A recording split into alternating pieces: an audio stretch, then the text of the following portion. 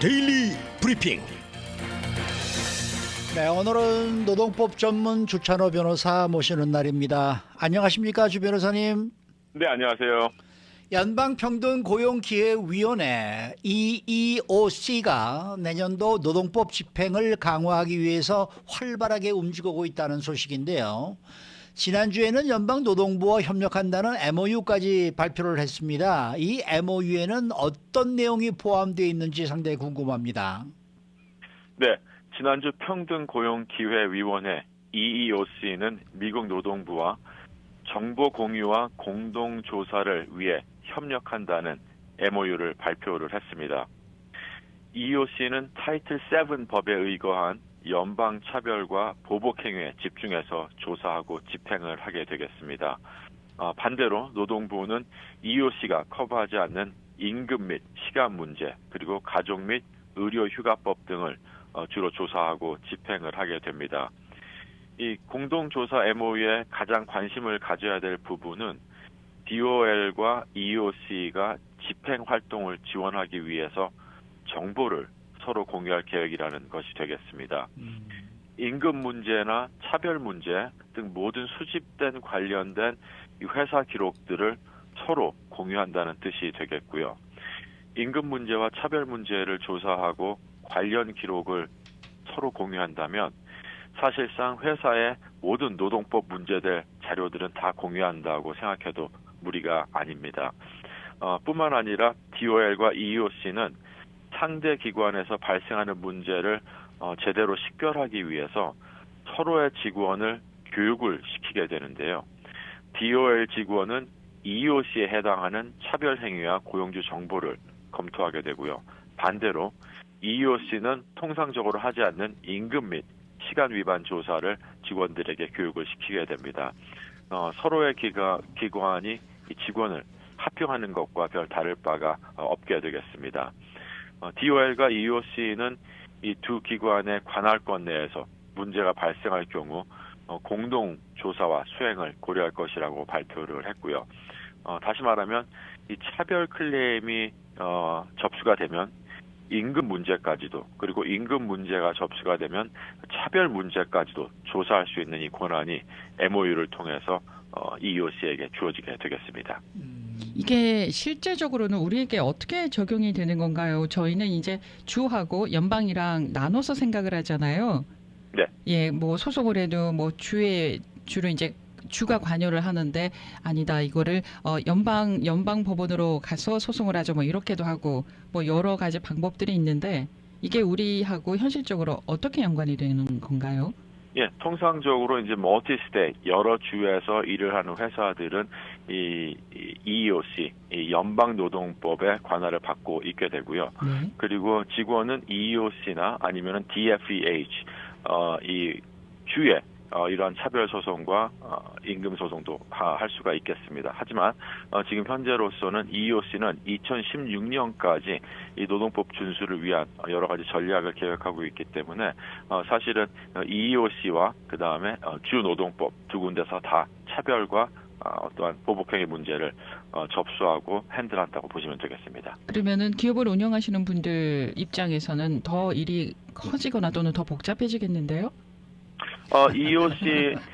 EEOC는 일단 딱 두 가지 정도만 핸들을 하고 있습니다. 예. 노동청에서 그리고 노동부에서 임금 문제와 그 외 여러 가지 뭐 베케이션이라든지 유급 병가를 핸들을 한다면 사실 EEOC는 타이틀 7에 의거한 타이틀 7은 연방법이 되겠는데요. 차별과 보복 행위에만 집중적으로 이제 포커스를 하게 되겠습니다. 이게 그러면은 연방 노동부하고 같이 꼭 그 협력을 해야만 되는 그런 상황이었어요? 그렇지는 않습니다. 네. 저희 생각에는 이제 노동부와 EEOC가 서로 정보를 공유하면서 네. 앞으로 더욱더 이 노동법을 강화시키겠다는 그러한 의도가 보이게 되는 거고요. 네. 서로가 이제 이 인포메이션을 공유를 하고 그 다음에 임금 문제나 차별 문제를 같이 어떻게 좀 집행을 한다면 어떠한 여러 가지 리소스나 직원 문제나 스태핑 여러 가지 문제 중에서 좀 서로가 도움이 되고 전략이 되는 그러한 어떠한 공통점을 찾지 않았나 하는 생각입니다. 자, 그 이호 씨는 뭐 2026년도까지 노동법 준수를 위한 자체적인 전략 계획도 발표했다고 그러는데 이 이호 씨가 집중해서 집행하는 노동법 영역이 있다면 어떤 이슈들이 있는 겁니까? 네, 몇 가지의 목표를 두고 이제 노동법 영역에 집행을 하게 됩니다. 첫 번째는 EEOC의 첫 번째 목표는 고용차별을 개선을 하고 그다음에 차별받은 직원을 구제하겠다는 게 가장 중심이 되겠습니다. EEOC는 직장 내 차별에 직접 맞서 싸우겠다. 그리고 이 조직적인 관행을 없애기 위해서 여러 가지 집행 계획을 시행할 계획이다라고 발표를 했습니다.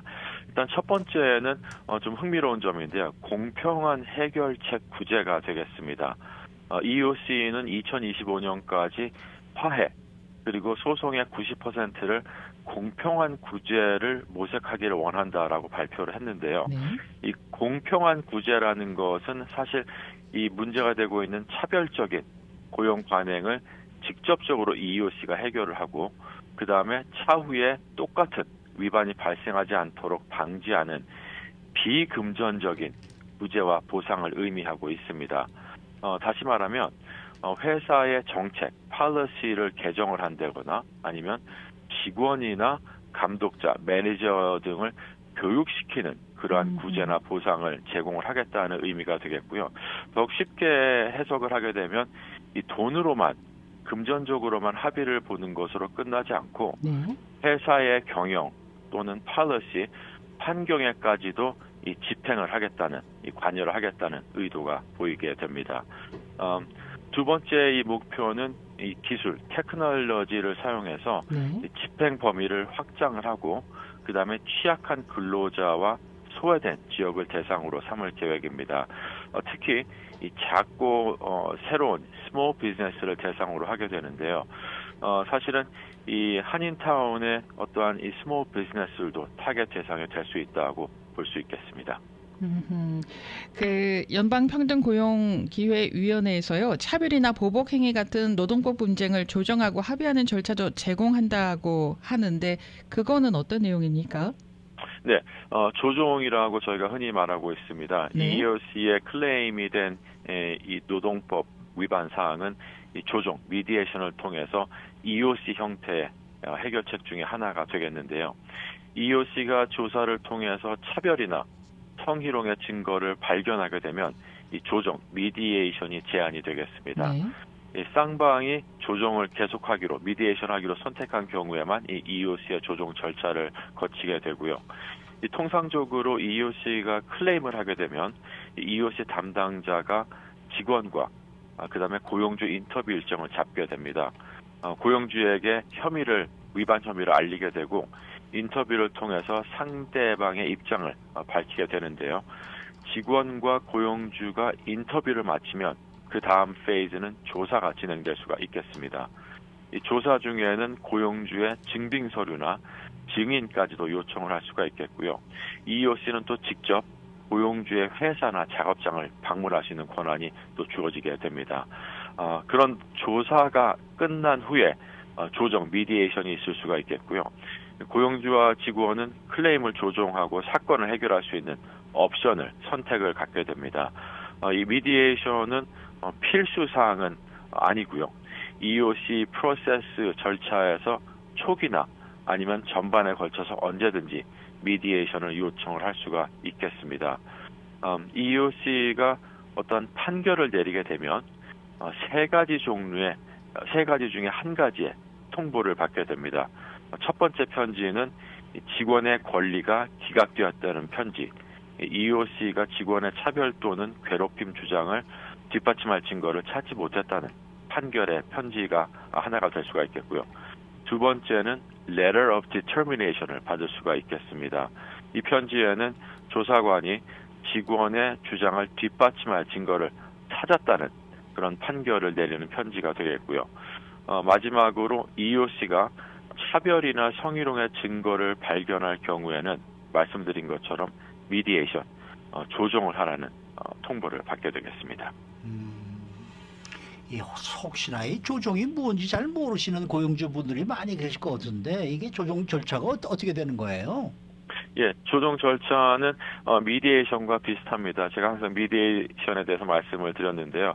쌍방이 재판을 하지 않고 일단 조정을 하겠다, 미디에이션을 하겠다라고 동의를 하게 되면 페이퍼에 사인을 하게 됩니다.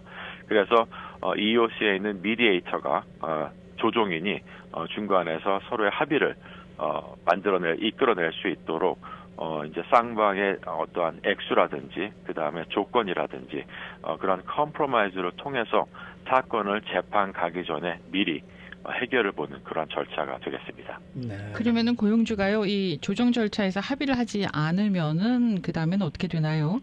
네, 고용주나 직원 역시 합의 제안을 거부할 수가 있겠습니다. 그럴 경우 두 가지 중에 한 가지 옵션이 발생할 수가 있습니다. 첫 번째는 EEOC가 고용주를 상대로 직접 소송을 제기할 수 있겠습니다. 아주 드문 케이스가 되겠고요. EEOC는 거의 소송을 제기하지 않습니다. 실제로 해결되지 않은 전체 조정 사건 중에 8% 정도만 소송을 제기할 수 있는 상황이다라는 통계가 나와 있고요. 이 고용주의 혐의가 아주 심각하거나 사건이 향후에 EEOC 판례에 큰 영향을 미칠 경우만 직원을 대신해서 소송을 선택을 하게 됩니다.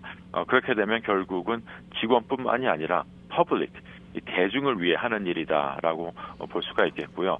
하지만 직접 소송을 하는 일은 아주 드문 케이스가 되겠습니다.